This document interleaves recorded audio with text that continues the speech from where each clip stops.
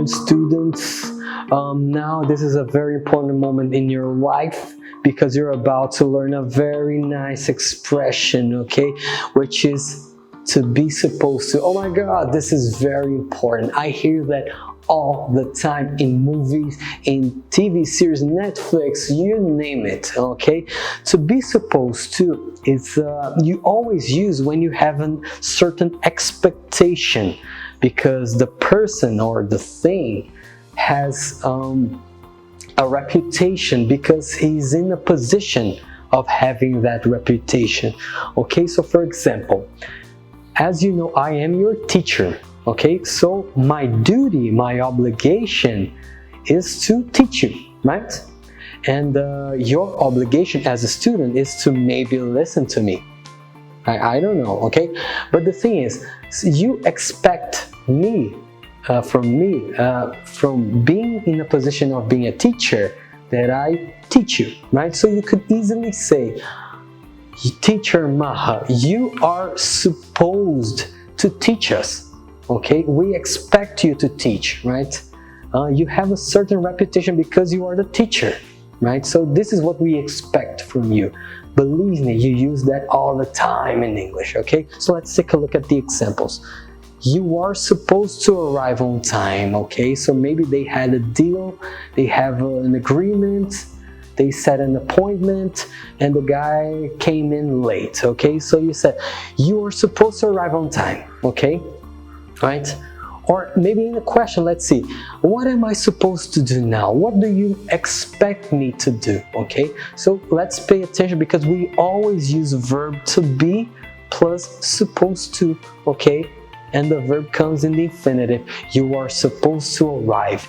You are supposed to be my friend, right? You've been my friend for so long, you are supposed to help me, okay? So I expect you to do that. Amazing expression. Let's see another use of the supposed to, okay? When you talk about reputation, okay? So for example, imagine that we are heading to Disneyland, okay?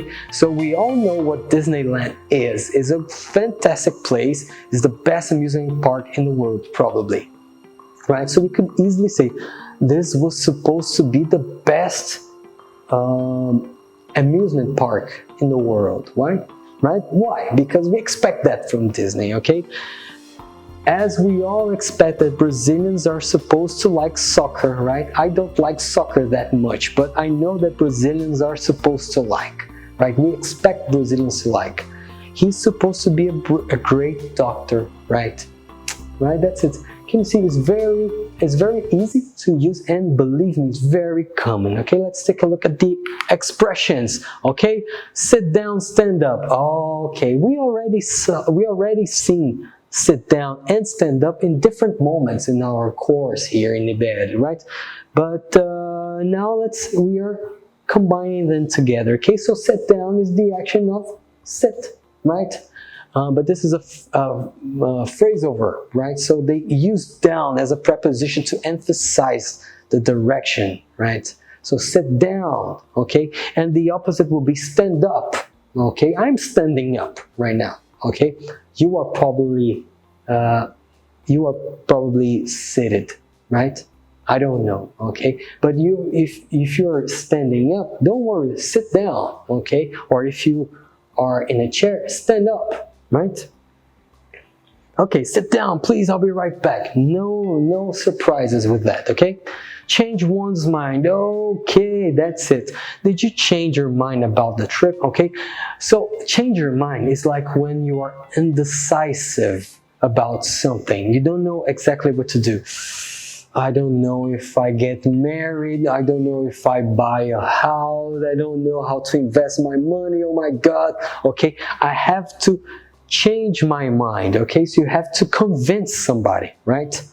And so, for example, I am totally in favor of, I don't know, let's see, totally in favor of healthcare, right?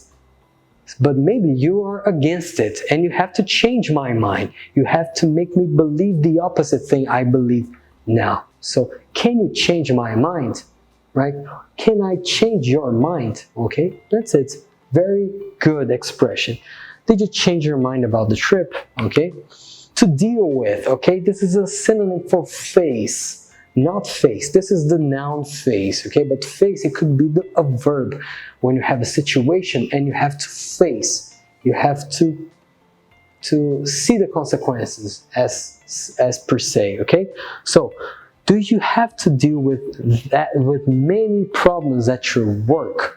Okay, so it's like saying, do you have to face, do you have to handle, okay, when you have some situation that might be difficult? Okay, that's easy and very common, okay? And to run out of, okay, fantastic expression, okay? So let's take a look at the example. Stop at the gas station. The car is running out of fuel. Uh-oh, okay, so if the car is running out of fuel, so it's basically close to zero. Okay, so whenever you run out of something, it means that you basically don't have that something anymore, right? So you can always run out of money, you can run out of food, you can run out of ideas, why not? Okay, so we use that when the resource you are mentioning, it's almost over, right? Fantastic expression. And the next one, out of order. Out of order is when something is a mess, okay? So it's not in order, it's out of order, okay? But we can always use that expression when you want to say that something is not working. So for example, you take the elevator, but the elevator is stuck. Oof, definitely the elevator is out of order, is not working, is broken.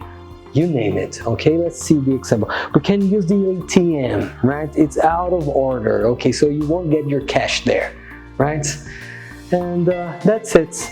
Okay, thank you one more time for following me. These are fantastic expressions. You are getting very sophisticated in your English speaking, and I'm very proud of you. Okay, see you next time.